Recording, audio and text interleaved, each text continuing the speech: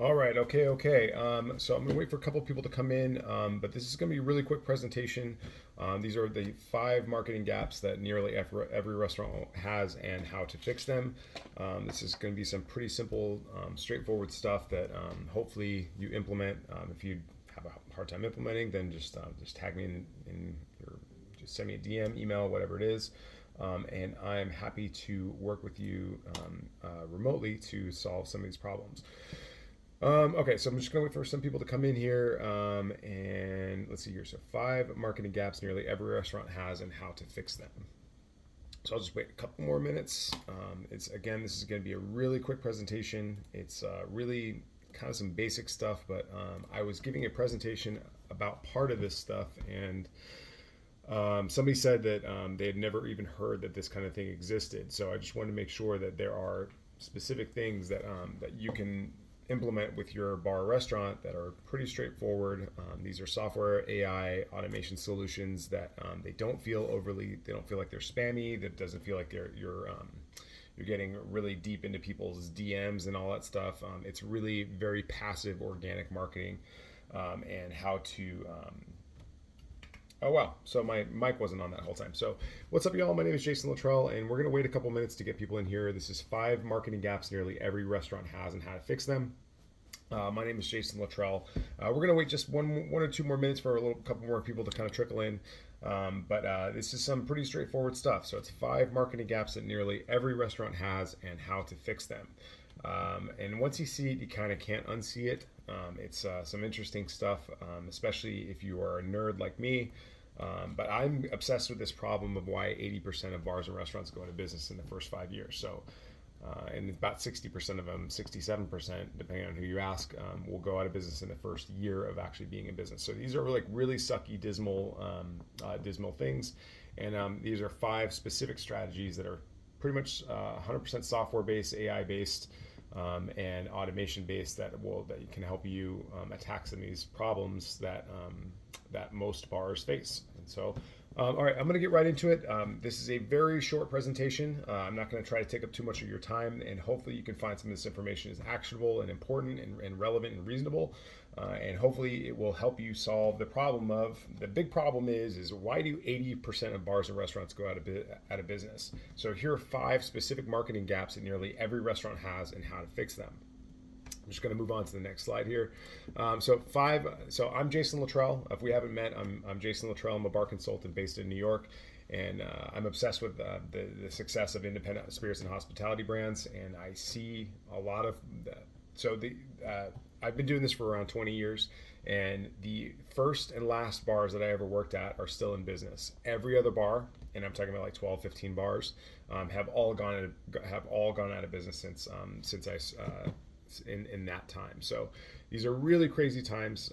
It's the statistics are pretty much the same. I mean, there's a dip in an increase in closures during COVID, but generally speaking, it's a very, very difficult business. And so a lot of times I get people saying like, well, I don't like to market. I don't like to do all this stuff. Well, first of all, one, outsource it. If you don't like to do it, outsource it. But it is a required thing. You have to market. Another thing I always hear is that people always talk about how they don't want to seem spammy. They don't want to. They want to make sure that their marketing is in their voice and that they are speaking in terms that people understand. Yes, I'll get to that. I see that in the comments. So they want to speak. They want to speak to their to the people that they're talking to in the way that they like to talk to them. So first of all, just before we even get started with this presentation, we do have to talk about a couple different things. Like first of all, like what does your restaurant do? Like who do you serve? What do you do? What niche do you occupy that makes sense for people to pick you and only you and want to come back? Hospitality is one thing, and then actually serving and actually delivering on that brand promise is another thing. A lot of times, bars and restaurants just don't know what they do, and they don't know who they serve. And every good decision derives from that. And there's a downstream effect to having an understanding of exactly who you are, what you do, and who you do it for. So if you don't have those things very clearly, then marketing is probably not going to really help you. So if you don't really understand very clearly on who you're serving and how you're serving them, then you're just going to be wasting your time with your marketing. Another thing is like we've been doing great on Instagram. Everything Instagram is really good. Well, I got news for you. The organic reach for Instagram is around 3 to 4%. right? So that means if you have 100 followers, about 3 or 4 of them are actually going to see what you post. So if you notice that, Meta, they force feed you on the things that they want you to see, and that is pretty much the entire that is the working the algorithm. So unless you want to pay, if you want to pay people and say, hey, listen, if you want to pay people to come in and boost your posts, then that's one thing. But otherwise, you're probably wasting your time on Instagram. So what this thing is, what we're talking about today is the 5 things that every bar and restaurant can do, that they should be doing, that does not have to do with what you probably understand or think about marketing your bar restaurant. So it seems again like this is kind of some stuff that you're not, that once you see it, you're not going to be able to unsee it. But I'm Jason Luttrell. My last shift was at a very fancy cocktail bar. I'm based in New York. This is what I've learned. This is the summary of the information I've learned over the last 5 years. So again, it's going to be a really quick presentation. It's not going to take more than 10-15 minutes unless you've got a ton of questions. And now let's blaze right through it. All right, so this is basically how I believe that bars or restaurants can succeed online in 2024. Now, the reason I say online is because most decisions are made online, and your very first impression of your bar or restaurant is going to happen from that 4-inch screen that's in your pocket. And so if think about it. So when was the last time you went to a new place that you hadn't heard about from somebody? So near me searches on Google are very prevalent, and this is deeply ingrained in the new consumer psychology, and this is deeply ingrained in how people make decisions. So if you're not impacting what happens in that first impression, then you're probably going to be lost to irrelevance. And again, the statistics of bars and restaurants going out of business is like really miserable. It's really sad. 80% over 5 years, 67% of the first year, depending on who you ask, but it's pretty consistent. Because again, my first bar 25 years ago, my first bar that I worked at just celebrated its 25th anniversary, and the last bar I worked at are in business. Every other one in between is out of business. So what we have to do is we have to consistently generate leads. We have to consistently nurture leads into visits, and we have to consistently turn bookings into sales, and then consistently turn sales into reviews, then consistently turn sales into repeat buyers. So a lot of these things feed off of each other, and this is what's known as a flywheel. So they kind of just spin. So that means that eventually, if you're doing this right, then the output considerably exceeds the input. So the amount of time and effort that you put into marketing, you can see some specific and very clear ROI on that time. So you'll see on the right, you'll see it on the top of the funnel. We call this a marketing funnel. On the top is the leads. This is everybody else. Above the leads is everybody in the universe. Then when you get into the top of the funnel, that's leads. That's people that have interacted with your content, that have seen you, that they know that you exist, and that you have some level of trust. Below that is going to be bookings. So these are people that have converted from leads into customers, and that they are going to visit your restaurant. This is extremely high intent. It does not get higher intent than this. And so up to that point, it is a marketing conversation. And then once you matriculate from bookings into sales, that is a sales conversation. That means that they've walked through the door, and you know that them buying something is imminent. So your guests are going to buy something at this stage. Now, the next stage after that is converting from sales into reviews. Now, this is when you engage your audience, your customers, into being raving fans, and you ask them to leave some sort of feedback publicly, so that other people can help other people can make a decision based on other people's decision, on other people's feedback. This is known as social proof. So reviews are extremely important. It is the cheapest advertising you're ever going to get. Now, all of this is assuming that we're not willing to spend any money on advertising. Now, I'm not saying that you shouldn't. You should spend money on advertising, but only after you've gotten your organic engine all set. And so so the presentation today is mostly going to talk about organic marketing. So once you get this dialed in, once you get this right, then you start boosting money to scale that, and that's the next step. But most times people, they spend money, they're like, oh, advertising doesn't work, and that's because your organic system is garbage. So the reviews convert to the bottom of the funnel, which is repeat buyers or new leads. So that's the kind of the flywheel that we're looking at. So next thing I want to talk about is that most restaurants are leaving leads completely on the table.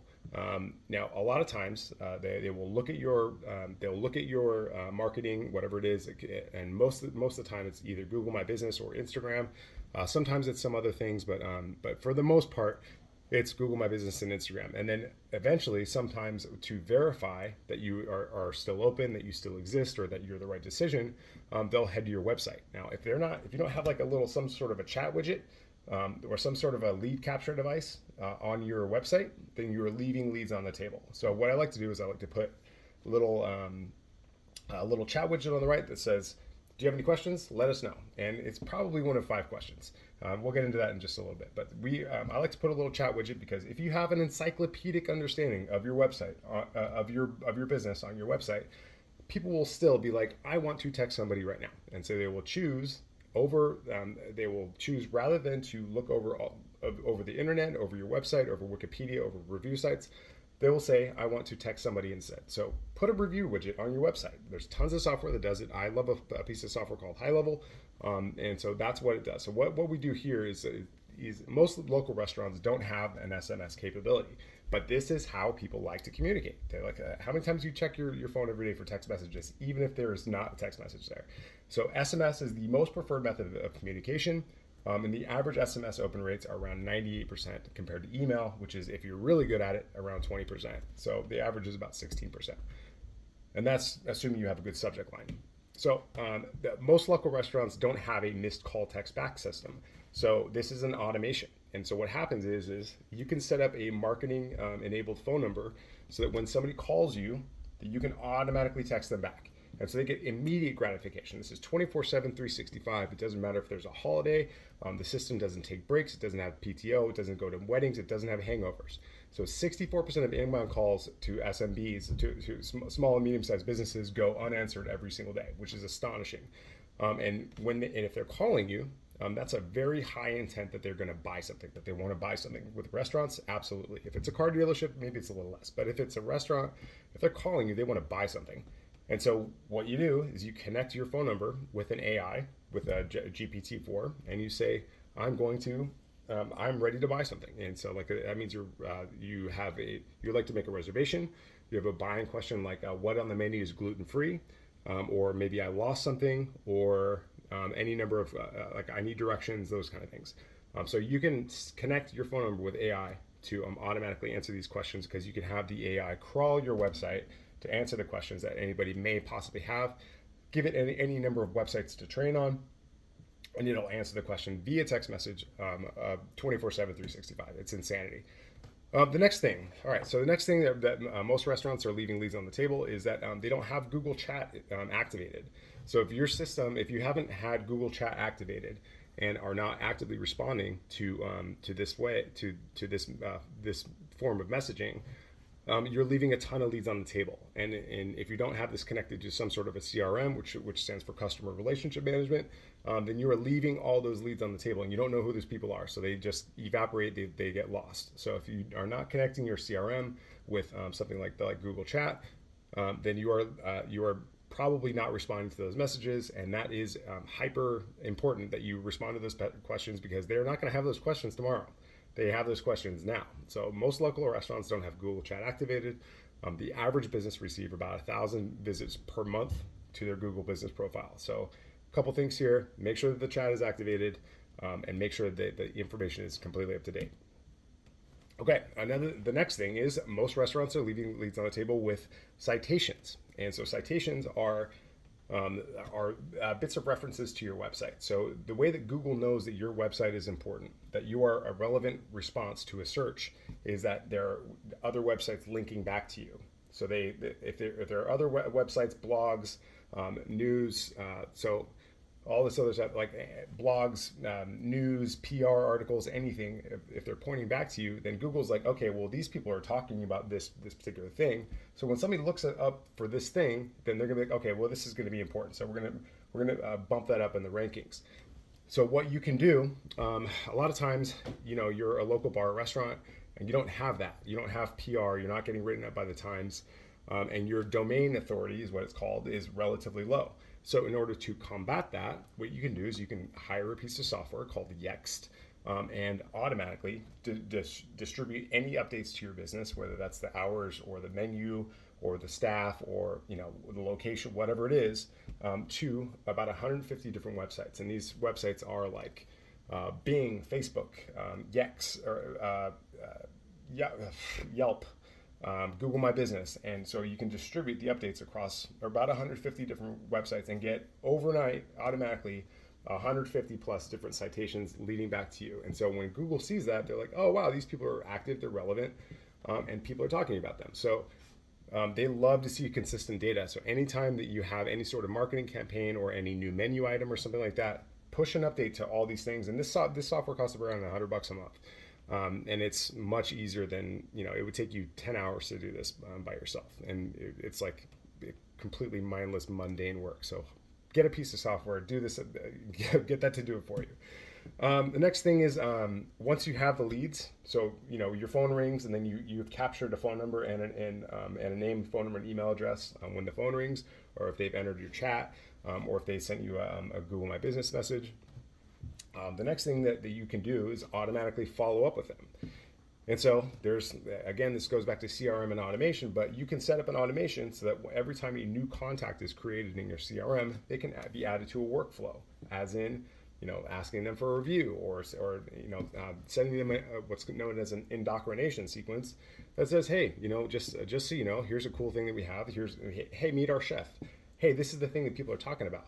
And so like if you're not replying fast enough to these things, then you're not effectively nurturing if you're not replying fast enough to this inbound messaging, then people are going to think that you're ghosting them. And so what happens when you think that somebody's ghosting you? You ignore them. You're like, I'm not going to put up with this, and so you just ignore them. So the odds of a business connecting with a lead within 5 minutes of the lead being generated are about 100 times more likely than waiting for 30 minutes. So that means that if you don't engage with them in the first 5 minutes, they will have already moved on to the competition. And I live in New York. If you're anywhere, if you understand, if you've walked down the street in New York, you've probably, in the time that you've listened to me talk about this, you've probably walked by 10 restaurants. And so that what's immediately going to happen is that they're going to be like, okay, well, these people aren't there. I'm going to go find the next thing. They haven't answered my question. And so they were going to find somebody who is set up like this.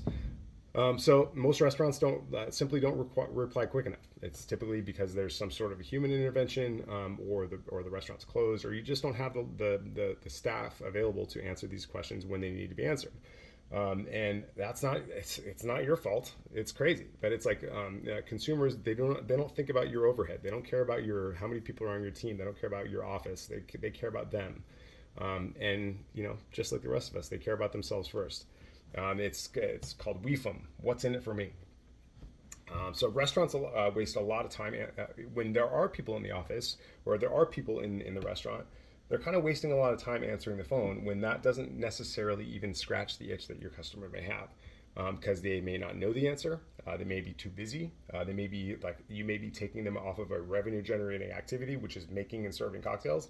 And so like, this is kind of wasted time. And to exacerbate that is that you're answering them in a way that they don't prefer to be answered. Like they may be calling you, but they really want a text message. This is like through and through, like the research shows that people just want to be text message. They just want text messages. If you guys have any questions or comments or ideas, thoughts, complaints, put them in the chat and we'll get to it at the end of the presentation.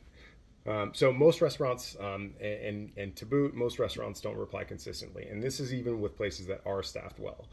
So sometimes they reply, they don't reply the same way. But with AI automation and a marketing enabled phone number, you can kind of relieve all that. Also, a lot of times you don't reply with personal video. So 93% of companies who send personalized videos see an increase in conversion rates. Now, what this means is that eventually you will have you'll get kind of a feel for the same 5 basic questions. And so what you can do is you can pre-record answers for each of those questions, and then create a template, a snippet of text that links to that particular answer. That is customizable. So if you look at the screen, you're going to see like little squiggly lines up here in a second. Those are called merge tags, and so you can reply to people with just by putting in a piece of a little code of snippet of code that says to the person what their name is, answers their question, and then gives them a link to a video that they can watch. So this is perceived as being very, very, very personalized. It's a big deal, especially when you're doing this at scale. So the next thing is that most restaurants don't consistently generate reviews. So this is probably the biggest decision intervention that you're ever going to see. especially for bars and restaurants. Most people are going to do a bit of research before they go to your restaurant, even if they were invited, even if they have no choice but to be there. So most local restaurants don't have a way to quickly request a Google review, right? So what's the easiest way to do that is to have a link handy that's easy to get to and easy to send in a way that is easy to read. What this does is, so a steady increase in reviews has been shown to correlate with an increase in Google Business Profile phone calls, right? So the more reviews you have, the more times people are going to click the link, call this restaurant, right? And then it'll automatically enter your phone number, which is a marketing enabled phone number. It'll automatically call them, and then we will automatically log them as a lead. So 88% of consumers worldwide consult reviews when discovering a local business. Again, this is whether they chose this themselves or were invited or are required to be there. So 60% of consumers feel that the number of reviews a business has is critical when deciding whether to use its services, right? So more often than not, people are going to be like, do I like this place or don't I like this place based on the number and quality of the reviews? It's insane. So most restaurants also don't reply to the reviews, right? So we're just too busy. We just don't know about it. We just don't know how important it is. But that is a conversation. And so you're entering a conversation with as many people as possible, because the more conversations you have, the more business you're going to do. So 89% of consumers say that they're likely to choose a local business that responds to reviews. People who receive a response feel connected to the company, and others are more likely to leave a review if they see that the business responds, right? Again, who likes to be ghosted? Nobody.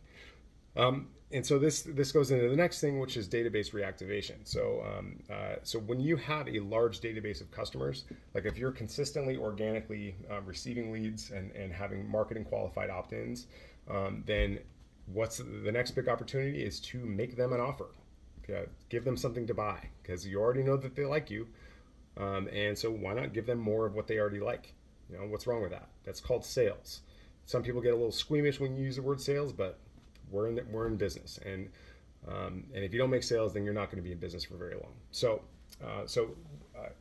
using a CRM, some sort of a marketing system that allows you to collect all your contacts and then email them or text them all at the same time is called a database reactivation. Be like, hey, Mike, thank you for coming in. We appreciate your business. Can you just show this email to your server, and we'll give you a free beer with your dinner? That's an offer, and that you can put restrictions on it. You'd be like, hey, like this only works before 7, like off peak hours, but just show it to your server, and we'd be happy to buy you a beer, whatever it is. So being able to send bulk messaging that is actually also personalized it's known as a nudge. Right? So you're nudging the person, just saying, hey, this is a thing that exists. We'd love to have you in. Here's a reason to come in. Same goes for text messages. Now, people think that text messages are kind of icky as far as marketing. We all get them, but there's an easy way to opt out. And then there's a small percentage of people that actually appreciate those messages. So don't use it sparingly, and it's a good look. So that's all I got for you today. Those are 5 different things that are just very simple, quick marketing gaps that every restaurant and bar has, and hopefully how to fix them. All right, let's see here. Got a question in the comments here. Let me just check this real quick. Where is it? Oh, for crying out loud.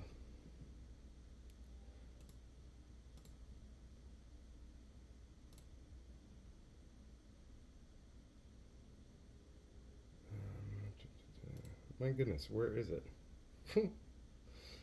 Wow. I'm having a senior moment right now.